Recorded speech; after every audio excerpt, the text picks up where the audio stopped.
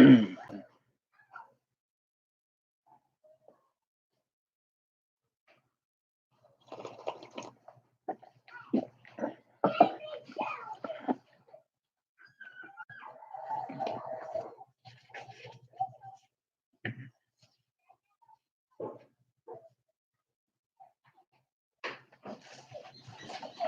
assalamu alaikum wa rahmatullahi wa barakatuh.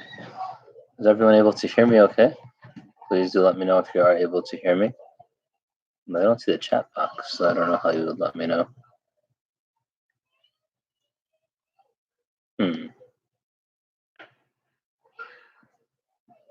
If you are able to hear me, and I can't see the chat box right now, can you put like a thumbs up? Then you can take it away after that. I just want to see if you're able to hear me or not. Oh, okay, awesome. You can take it away. Bismillahirrahmanirrahim.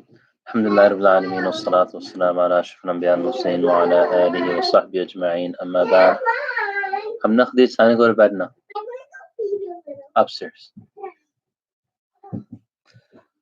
So, inshallah, today we begin the next chapter on accepting the divine decree and abandoning choice. In situations like today, in which we have really Allah's decree has caused us to have to move away from our own personal choice, and has caused us to have to rethink our lifestyle in light of personal choice. I think this is an excellent next step for us to take.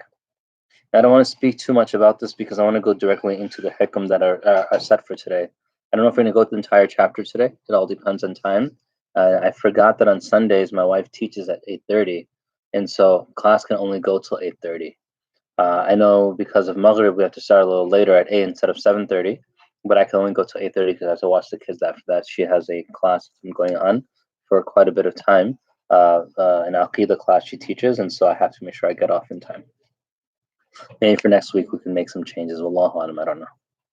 So إرادتك التجريد مع إقامة الله إياك في الأسباب من الشهوة الخفية. That your desire for isolation, even though God has put you in the world to gain a living, is a hidden passion. وإرادتك الأسباب مع إقامة الله إياك في التجريد انحطاط عن الهمة العلية. And your desire to gain a living in the world, even though God has put you in isolation, is a come down from supreme aspiration. This is actually the second hikmah, actually, if you were to go in order, from Ibn Ata'illah al-Iskandari rahmatullahi alayh. Now let's look at this in a little more detail. إرادتك التجريد, your want, your desire, your intention, your like internal decision for tajreed. Tajreed, to become mujarrad, to become isolated, and then some of the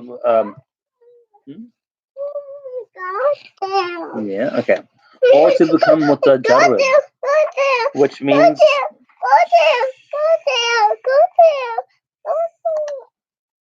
withdraw from society. So tajreed over here, to become isolated. Jarrad yujarriju tajreed fahuwa mujarrid. That, tajreed, according to the scholars, linguistically, you have to ask mom, okay? Yeah, no. No. Oh, it's Anas. Hi, Anas. Anas, can you stop, please? Thank you. So tajreed, it's your eyes. Yeah, it's your eyes. It linguistically is to scrape off something. So tajreed is to yeah, hands. It's your hands. Yeah, it's to scrape off something. Okay. So, for example, written in Ibn Ajib rahmatullah alayhi mentions in Iqad al-Himam fi Shahr al-Hikam, he mentions that a person says Jarratu thawb. No, sorry, he doesn't mention this, but this is the commentary here. Jarratu thawb, I removed the garment for myself. To scrape off or remove something. Jarratun jild, I removed the skin. And so in this particular case, we see this idea of tajreed is to remove something, to take something off, to scrape something away. That's what tajreed is. Now tajreed, the Ahlul Haqq, what do they say? They say there's three types of tajreed that are possible. One type of tajreed, one type of isolation, is a person has tajreed external. Another type of isolation is a person has tajreed spiritually. And the last one is a person combines the two together, and that's the highest state. Now, to understand this a little more, I want to go to what Ibn Ajib rahmatullah alayhi, he mentions here, and that is when you leave your, when you tear apart your bodily habits, when you move away from your bodily habits. All of this is considered external isolation, that type of tajri, that you move away from what the world has asked of, has sought from you. And so, it's the different responsibilities, the different habits, etc. Spiritual isolation is what? When a person has their own ego, their own desires, their own their own personal attachments. So when a person pulls away from that, that's spiritual isolation. And when you combine the two, then it goes into moving away from what the ego's habits are and from what the body's habits are.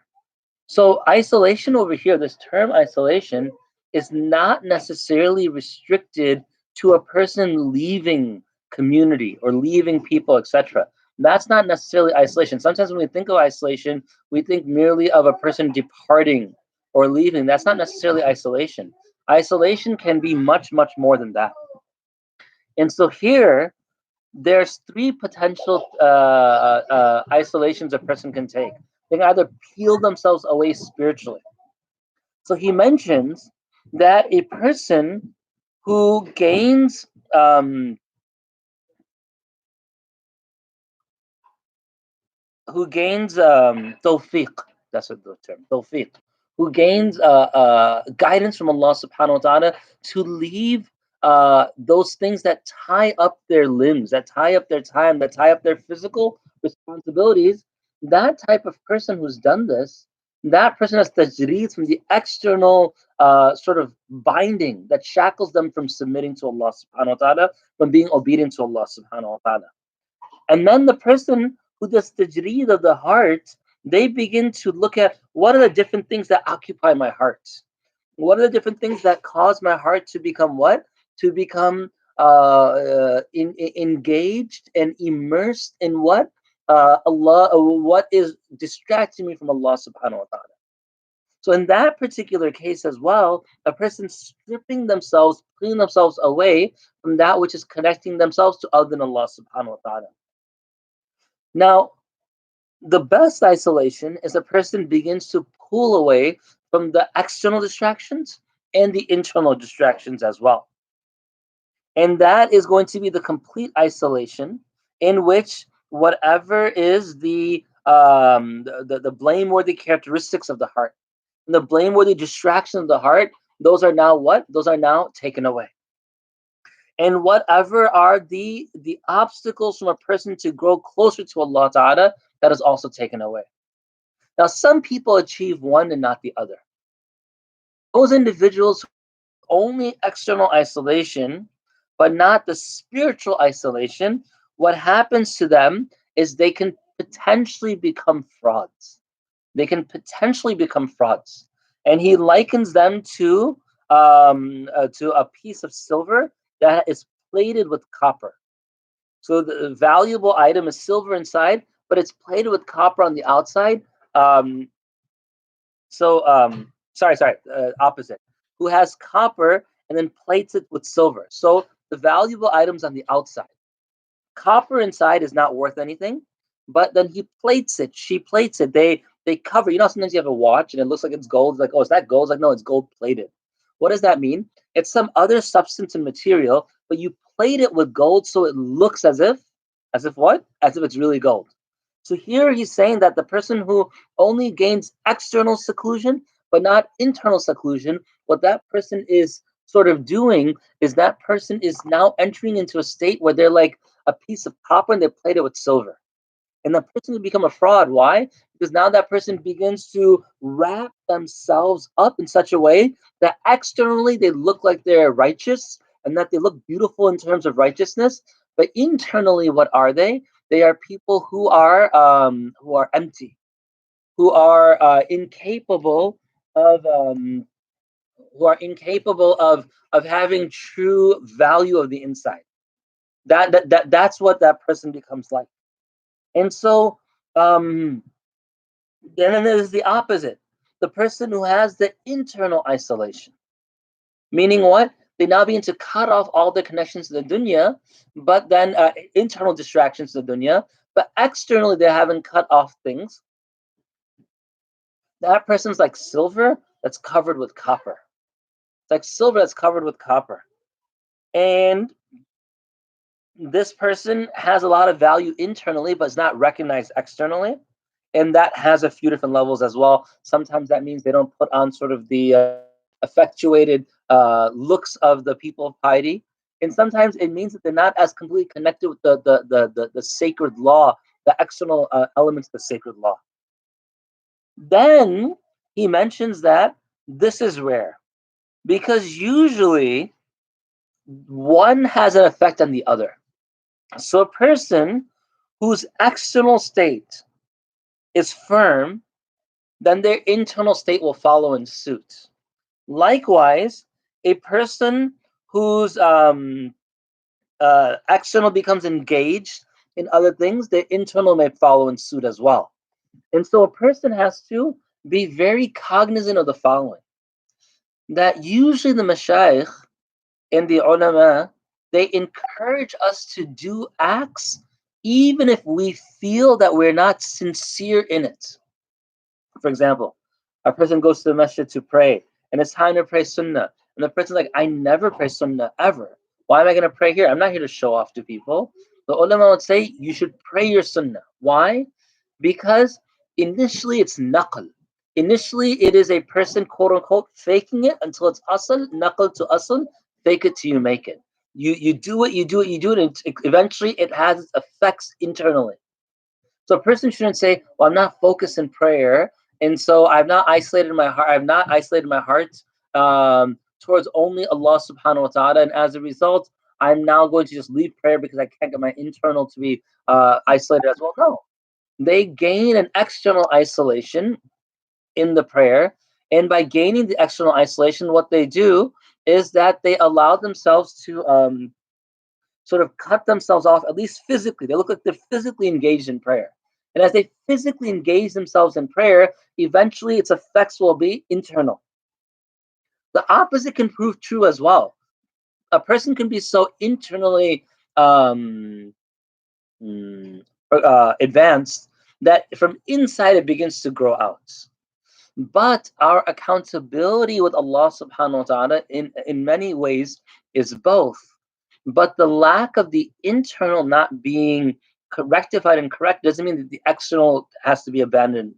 No, we work on the external and we hope that it begins to seep into the internal. For example, Allah subhanahu wa ta'ala, He compares the idea of Iman and a person's spiritual connection to Him to what? Different, or a person's, or the Prophet as well, or a person's disconnection from Allah ta'ala. He compares it to what? He compares it to the growth of a plant. The kalima tayyiba in Quran, Allah subhanahu wa ta'ala, it's a shajara that what? Asluha thabit wa far'uha fis sama. And I think Ustad Faisal was speaking about this a few days ago as well, that when it comes to a person's iman, that when you see the seeds of faith going in very deep, asluha thabitun wa far'uha fis sama. That it begins to grow deep, it also has its branches expand out as well. Now the reality is that when you plant something, you don't plant it 200 feet underneath the ground.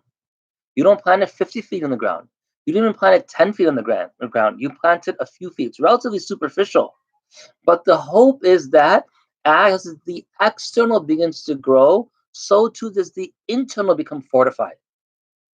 And in fact, when we look at in Quran, Allah Ta'ala gives a life to the earth, and then that's in giving life from the dead heart as well.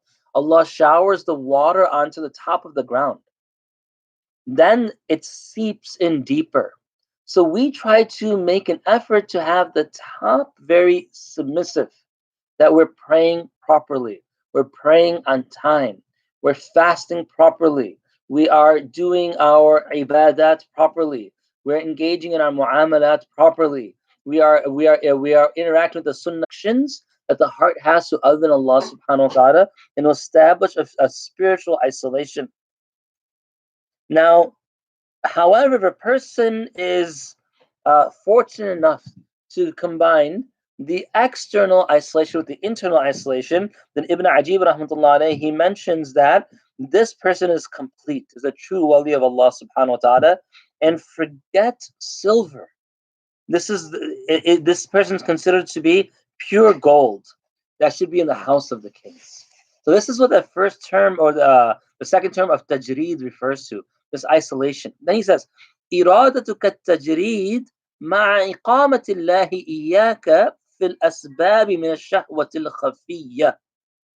That our wanting of tajreed, of this isolation, قامة الله في الأسباب, in the way that Allah subhanahu wa ta'ala, with Allah's um, only with Allah ta'ala, to be isolated with Allah. Sometimes a person who's engaged in the world begins to have this desire, want, and hope that what? That if only I can cut myself off, then I could be more submissive to Allah subhanahu wa ta'ala. And I could be more obedient to Allah subhanahu wa ta'ala. If and then they try to figure out ways like, how can I go overseas and study, and how can I travel abroad to study, and how can I be in a zawi and a khanqah so I can begin to study, etc., etc. But what that person is missing out on is the following: that this is from what? Min ash-shahwatil khafiyya. This is from your inner hidden nafsi whispers. The nafs is whispering this. This is not from Allah subhanahu wa ta'ala. This is not from Allah subhanahu wa ta'ala. وَإِرَادَتُكَ الْأَسْبَابِ مَعْ إِقَامَةِ اللَّهِ إِيَّاكَ. And your desire to gain and live in the world, even though Allah put in isolation, في التجريد انحطاط عن الهمة العالية, is a step down from higher aspiration. Now, why does the Musannif rahmatullah alayhi قال المصنف رحمه الله رحمه الله تعالى نفعنا به وبكم إرادتك التجريد مع إقامة الله إياك في الأسباب من الشهوة الخفية وإرادتك الأسباب مع إقامة الله إياك في التجريد انحطاط عن الهمة العالية. Why does he put it this way? We have to know that sometimes when a person is spiritually progressing, their ego sees gain in value in cutting themselves off more. It's a weird type of riyad that occurs. We know about the dunya's effect through money and glamour and fame, but sometimes when a person begins to walk the spiritual path or the path of deen, they begin to find fame even in deen activities. If only I can have my own YouTube channel in which I can give talks. If only I can be given the floor to give the khutbah in the masjid. And then they begin to what? Begin to try to establish from themselves, how can I cut myself off from these things so I can be more in this light? The ego doesn't necessarily say it that way. The nafs, rather, it says what? It's time that you begin to take the next step. Cut yourself off from the world. Cut yourself off from all these different things. But what it really wants is the recognition from the dunya that it is what? It is now establishing itself as a more pious individual. So the Musannif rahmatullahi alayhi and the commentators upon this, what do they mention? That if Allah subhanahu wa ta'ala has given you strength in religion, in consistency in submission, in sincerity in your action and your ways, while you are engaged in work, in school, in different things, recognize that Allah subhanahu wa ta'ala, that this is a blessing from Allah subhanahu wa ta'ala, and He keeps you in this way because it is best for you. And if you look at it recently, I heard, I was talking to my wife about this last week. I told her, and I heard someone echo, Imam Khalid Latif, he echoed this sentiment yesterday. I remember I saw my wife last week, so that for the first time in my life, I wished I could be a doctor. I never wished before I could be a doctor. I never had any care desire. But when I see what these individuals are doing with coronavirus, and they're putting their lives on the line, and they're submitting themselves to Allah Ta'ala by serving creation despite the difficulty that it puts them through, this is the first time in my life that I really wish that I was actually a physician. because I wish I had that ability to do this at this moment. Those individuals who are physicians, I've met them before.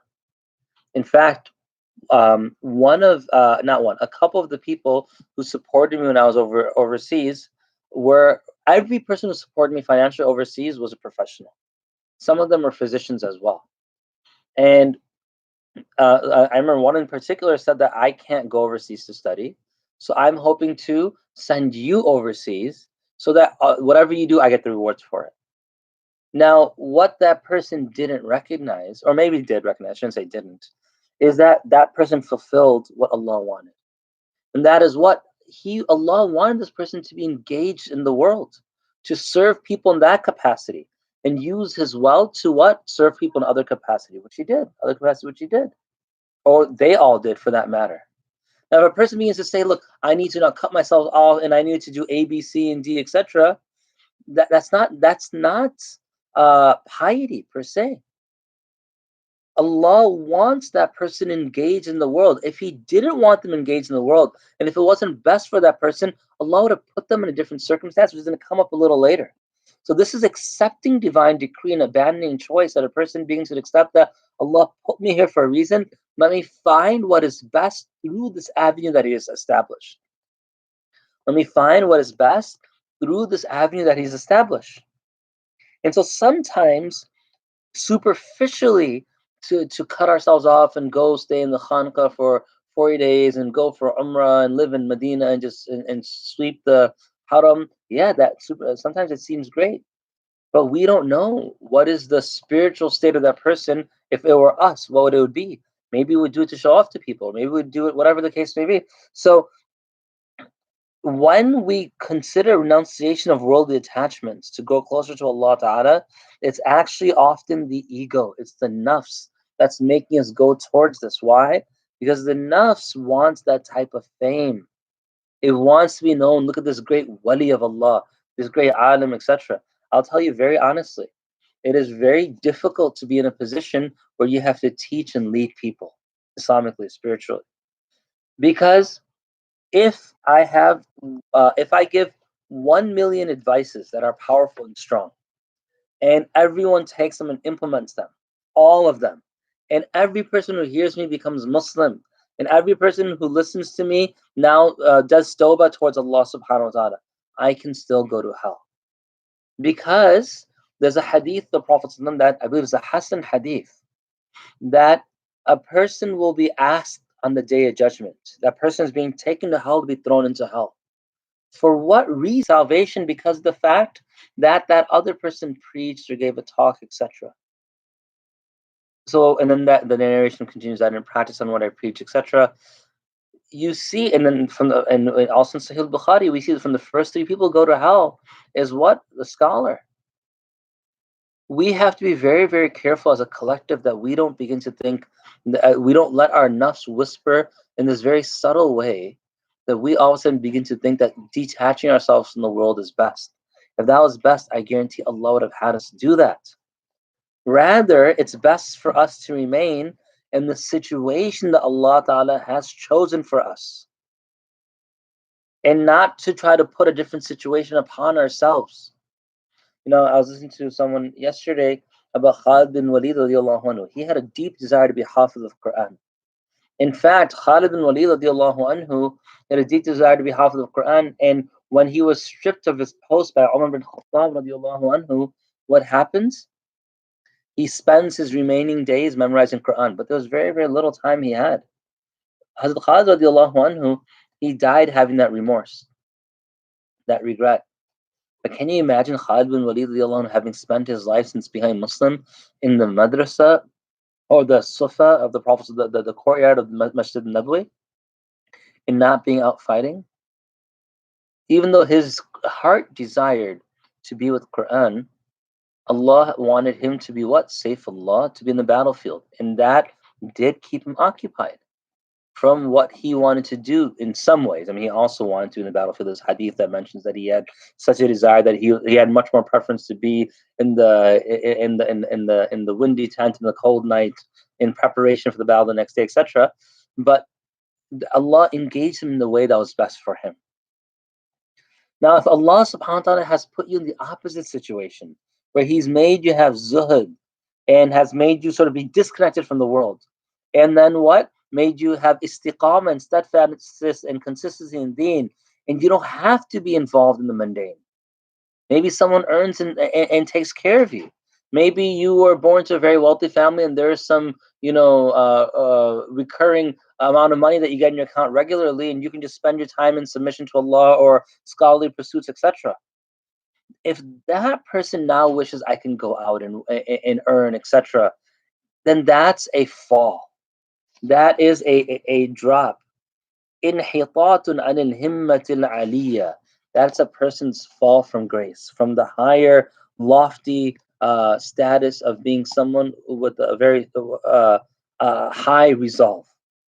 Because none of us who are granted the opportunity to do goodness for Allah Ta'ala, to submit, to be in obedience, to have a connection with Allah, should ever choose, oh, if only I can be engaged in the world a little more, then maybe I'll be able to. In fact, if you look at Qarun, Qarun, who gains the wealth of this world, he initially was a worshipper, and the shayateen could not get to him. So the main shaitan, Iblis, actually went to Qarun and began to and disguise himself as a worshipper, and came into the small little zawiya, this little musalla of Qarun, and then began to do what? Tell him that, look, if you, he just said, I'm a passerby, I just need a place to stay. Qarun welcomed him in.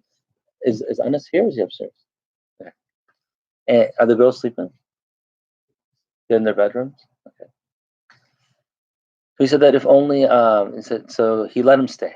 And then Shaitan, disguised as a worshipper, began to worship, outstripping Qarun.